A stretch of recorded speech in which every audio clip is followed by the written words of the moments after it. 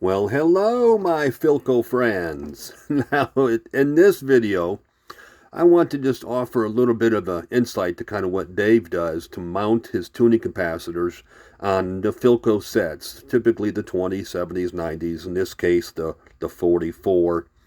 They all mount in a similar manner. In fact, allow me to back up just for a moment to show you for clarity. There's your tuning capacitor, and here is your mount. Now, one will notice this mount looks a little bit unorthodox, and there's a good reason for that. I'll show you what Dave uses to replace these particular mounts. And I actually use surgical tubing.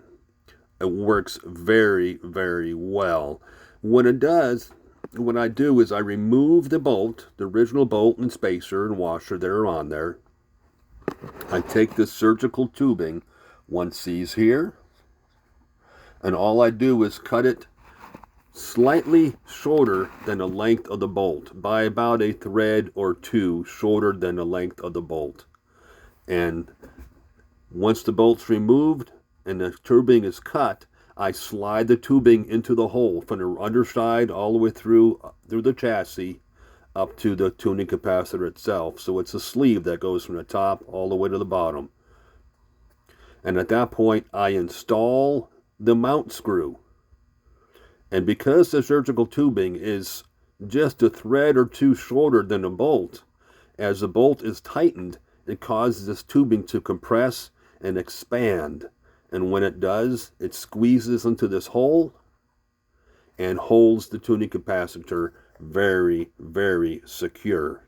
It works very well. It gives you the springiness you need, the shock absorption, but holds it very, very securely as well.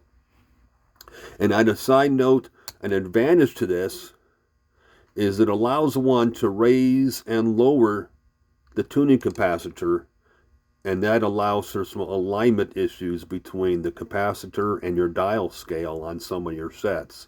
So it gives you some flexibility to move up, 1/8 of an inch up, 1/8 of an inch down, to allow for, once again, your dial, which I don't have installed in this set, of course, but your dial light to align up well with your dial scale.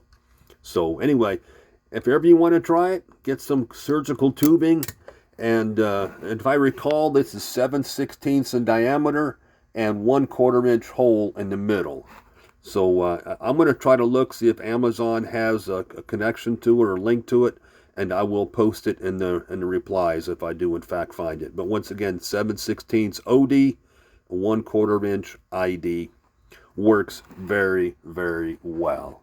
Well, anyway, I hope you found that helpful. I know I find it to be a neat little way to do it, and I hope you find it just equally as awesome.